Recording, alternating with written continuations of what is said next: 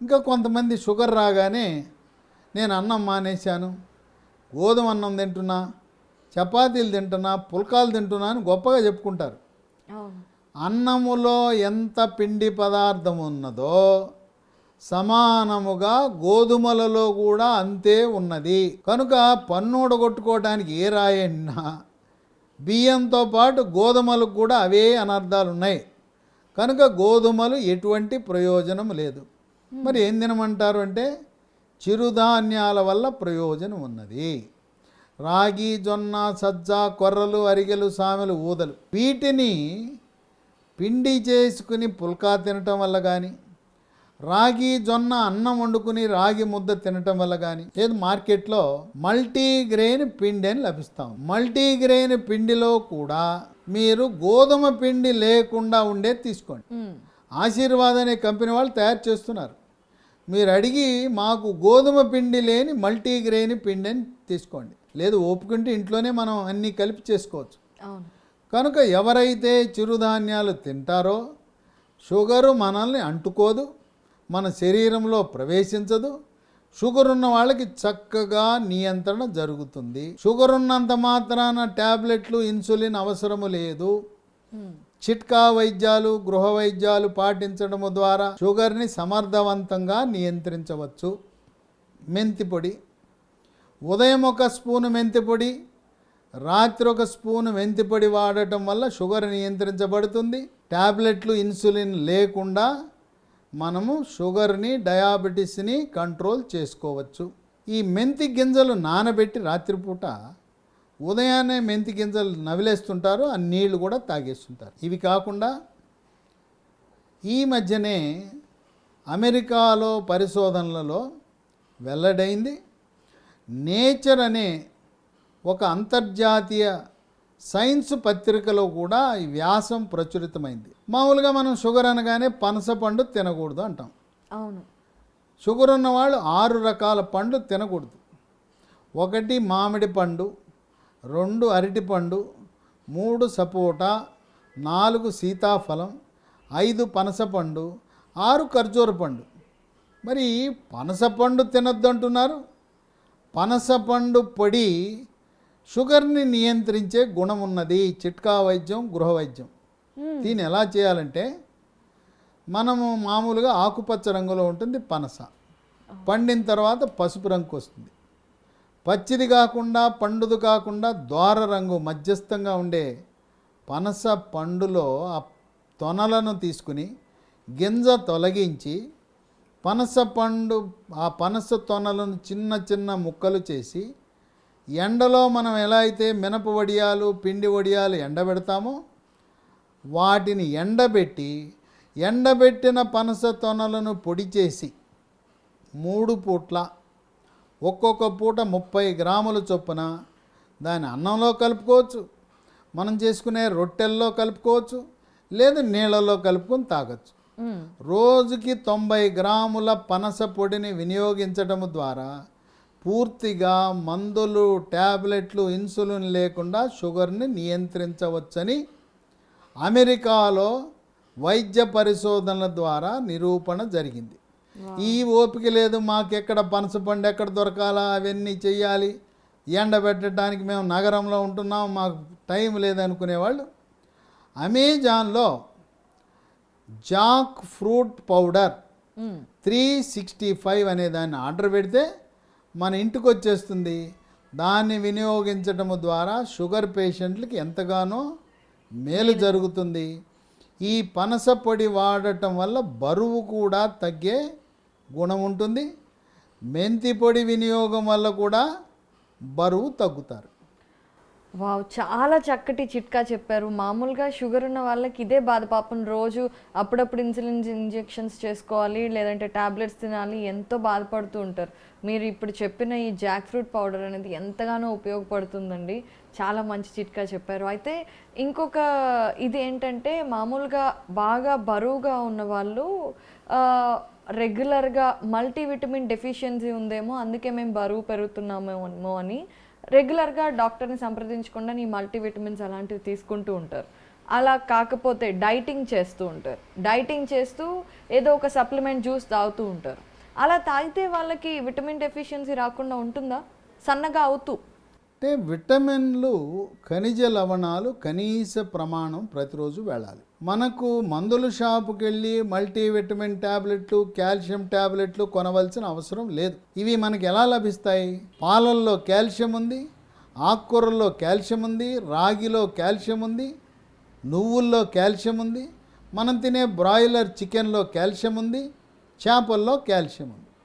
ఇక విటమిన్లకు వస్తే vitamin A, ఒక్క క్యారెట్ తింటే మనకు సమృద్ధిగా విటమిన్ ఏ లభిస్తుంది. క్యారెట్ పచ్చిదే తినేయచ్చు. ఇంట్లో ఉన్న ప్రతి ఒక్కరూ కూడా మనిషికి ఒక క్యారెట్ తింటే మనకు కావాల్సిన విటమిన్ ఏ లభిస్తుంది. ఇక విటమిన్ సి, రోజు ప్రతి ఒక్క వ్యక్తి ఒక నిమ్మకాయ వాడటం. నిమ్మకాయ అనగానే గ్యాస్ ట్రబుల్ వస్తుందనో, అసిడిటీ వస్తుందనో, సర్ది చేస్తుందనే ఒక దురభిప్రాయం, అపోహ ఉన్నది. నిమ్మ వినియోగము వల్ల అసిడిటీ, గ్యాస్ ట్రబుల్ రాదు. అలాగే సర్ది, ముక్కు, జలుబు ఇలాంటివి కూడా రావు. విటమిన్ సి మనకు కావాల్సింది సమృద్ధిగా నిమ్మ, నారింజ, కమల, బత్తాయి, బొప్పాయి, జామలో లభిస్తాయి. ఆ విధంగా ప్రకృతిలో లభించే వస్తువుల ద్వారా మనం పొందాలి. కానీ పాలు, పెరుగు, మొలకలు, చిరుధాన్యాలు వీటి ద్వారా మనకు కావలసిన విటమిన్లు, ఖనిజ లవణాలు, కాల్షియం లాంటి ఎముక దృఢత్వానికి, కీళ్ళ నొప్పులు రాకుండా కాపాడే పోషక విలువలు అమూల్యమైనవి మనకి లభిస్తూ ఉంటాయి. కనుక కేవలం కొంతమంది బరువు తగ్గాలని వేడి నీళ్ళల్లో నిమ్మరసము, తేనె వేసుకుని తాగుతారు. అవును. ఇంకేం తాగరు, రోజంతా అదే వేడి నీళ్ళు, నిమ్మరసము, తేనె. దీనివల్ల విటమిన్ల లోపం వస్తుంది. ఇంకోటి ఏంటంటే బరువు తగ్గటం అంటే వారానికి 1 కేజీ బరువు తగ్గాలి. కానీ ఒక వారంలో 4-5 కేజీలు తగ్గటం మంచిది కాదు. క్రమేణా నెలకు 4 నుంచి 5 కేజీల లక్ష్యం పెట్టుకుని క్రమేణా తగ్గాలి. కనుక మొలకలు, తాజా పండ్లు, డ్రై ఫ్రూట్స్, చిరుధాన్యాలు సమపాళ్లలో ప్రతిరోజు వినియోగించటము ద్వారా మందుల షాపుకు వెళ్ళి మల్టీవిటమిన్లు కానీ కాల్షియం లాంటి ట్యాబ్లెట్లు కొనవలసిన అవసరం ఏమాత్రము లేదు. ఈ మధ్యకాలంలో మనం ఎండకు తిరగని కారణం వల్ల విటమిన్ డి లోపం వచ్చేస్తూ ఉంది. అందరికీ ఉంటుంది విటమిన్ డి, అందరికీ విటమిన్ డి లోపమే. ఇంకొకటి B12 కూడా. ఈ B12, విటమిన్ డి జంట కవుల్లా 2 కలిసి ఉంటాయి. మనం దేనికైతే తీసుకుంటున్నామో ఆహారంలో B12, విటమిన్ డి 2 ఉంటాయి. శాకాహారులకు పాలు, పాల ఉత్పత్తులు, పెరుగు, మజ్జిగ, వెన్న, పన్నీర్లో మనకు విటమిన్ B12 సమృద్ధిగా ఉంటుంది. పుట్టగొడుగుల్లో విటమిన్ డి ఉంటుంది. ఎండలో ఒక 20 నిమిషాలు కూర్చుంటే, లేదు ఎండలో నడిస్తే మనకు ఆ రోజుకు కావలసిన విటమిన్ డి లభిస్తుంది.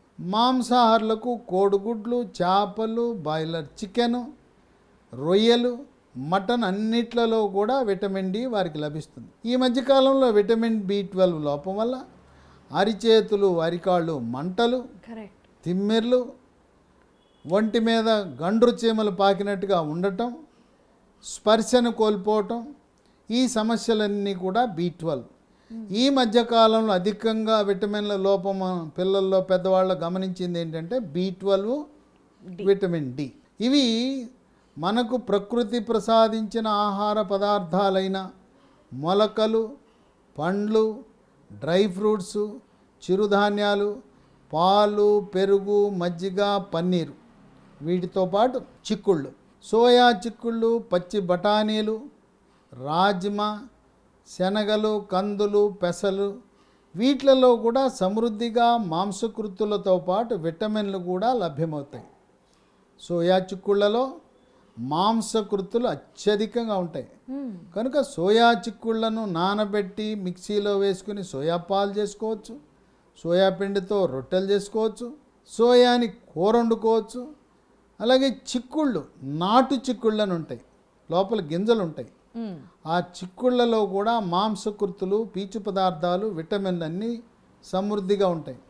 కనుక ఎవ్వరూ కూడా మందుల షాపుకి వెళ్ళి కొనవలసిన అవసరం లేదు. ప్రకృతి ప్రసాదించే ఆహార పదార్థాలను ప్రతిరోజు క్రమము తప్పకుండా తినాలి. కీరా దోసకాయ, క్యారెట్, బీటు, ఉల్లిపాయ, టమోటా కోసి దానిపై నిమ్మరసము, మిరియాల పొడి జల్లుకుని తినచ్చు. దీంతోపాటు పాలల్లో పసుపు, మిరియాల పొడి, తాటి బెల్లం వేసుకుని 3 పూట్ల 3 గ్లాసుల పాలు తాగితే చక్కటి ఆరోగ్యం మన సొంతం అవుతుంది. కనుక ప్రకృతి ప్రసాదించిన ఆహారాలు తీసుకోకుండా జంక్ ఫుడ్డు, ఫాస్ట్ ఫుడ్డు తింటూ ఫ్రైలు, రోస్ట్లు తినటం వల్ల సమస్యలు ఉత్పన్నమవుతాయి. కూల్ డ్రింక్స్ కానీ, ఐస్ క్రీములు కానీ, సోడాలు కానీ ఎట్టి పరిస్థితుల్లో వాడకూడదు. ధూమపానము, మద్యపానానికి దూరంగా ఉండాలి. మద్యము సేవించే వారికి విటమిన్లు, ఖనిజ లవణాల లోపం ఎక్కువ ఉంటుంది. వారికి విటమిన్ B1, B6, B12 లోపం అధికంగా ఉంటుంది మద్యము సేవించే వారికి. పోషక పదార్థాలు సరిగా అందక వాళ్ళకి సమస్యలు ఉత్పన్నమవుతాయి.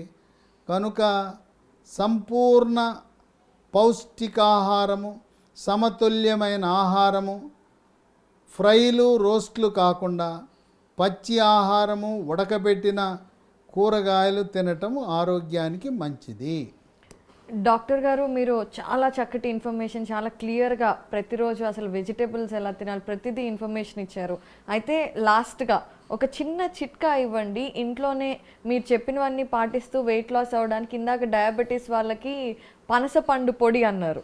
అలా ఏదైనా ఇంట్లో మనం జ్యూస్ లాగా ఏదైనా రోజు తాగి వెయిట్ లాస్ అవ్వచ్చా? అలాంటిది ఏదైనా మీకు తెలిసిన చిన్న చిట్కా ఉంటే మా వ్యూవర్స్ కోసం చెప్పండి.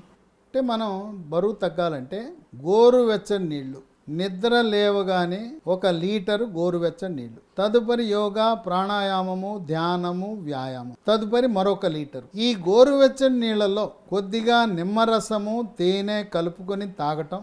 తదుపరి ప్రతి గంటకు ఈ గోరువెచ్చని నీళ్లు తాగటం ద్వారా, గోరువెచ్చని నీళ్లు తాగటం వల్ల కడుపు నిండి ఆకలి తగ్గి బరువు పెరగకుండా ఉండి, వేసవి కాలంలో 3 నుంచి 5 లీటర్ల గోరువెచ్చని నీళ్లు, వర్షాకాలము, శీతాకాలంలో కూడా గోరువెచ్చని నీళ్లు తప్పనిసరిగా తాగటం వల్ల సహజ సిద్ధముగా బరువు తగ్గే అవకాశం ఉంది. తేనె, నిమ్మరసము కలపటం వల్ల మరింత వేగవంతంగా బరువు తగ్గే అవకాశం ఉన్నది. ఇది అందరూ చాలా ఈజీగా ఇంట్లో ప్రతి ఒక్కరికి అందుబాటులో ఉండేవి కాబట్టి ఇంత మంచి చిట్కా ఇవ్వడంతో పాటు అసలు వెయిట్ లాస్ గురించి, డయాబెటీస్ గురించి ఎంతో చక్కటి ఇన్ఫర్మేషన్ ఇచ్చారు మాకు. థ్యాంక్ యూ సో మచ్ అండి. Thank you.